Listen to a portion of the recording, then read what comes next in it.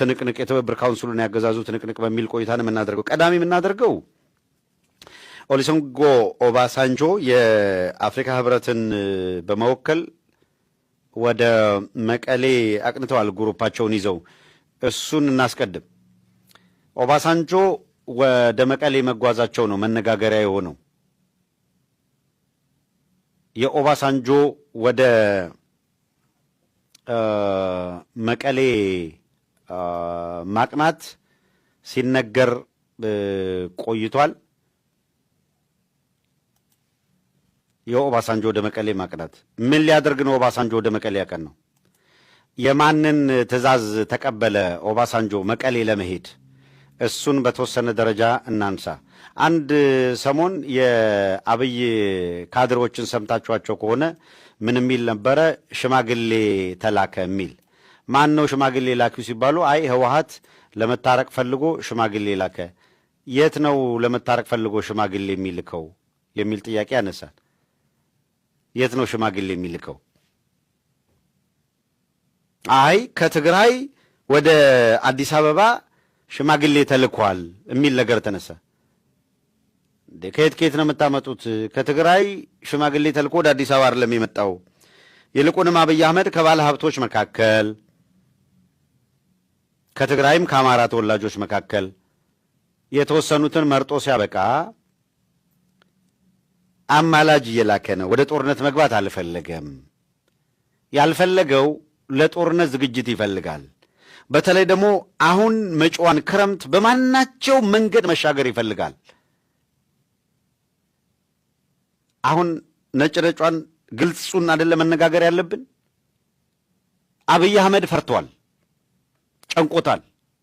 የጨነቀው ጦርነት በዚህ ክረምት ውስጥ ከተጀመረ ክረምቱ ሳይጋመስ የታጠቁ ኃይሎች አዲስ አበባ ይደርሳሉ። አብይ አህመድ ወደ ኤምሬት እድል ካገኘ ይጓዛል። የጦርነት ሁኔታ በዚህ መንገድ ነው ሊቋጭ የሚችለው። ይህንን በደንብ አርቀው ያውቁታል፣ ገምግመዋል። ጦርነት የሚባል ነገር ከተጀመረ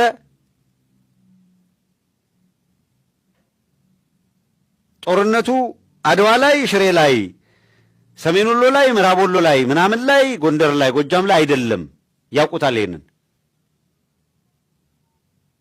30-40 ግንባር ነው የሚከፈተው። በደንብ ያውቃሉ ይሄን። ከዚያ የመጣ ጭንቀት አለ።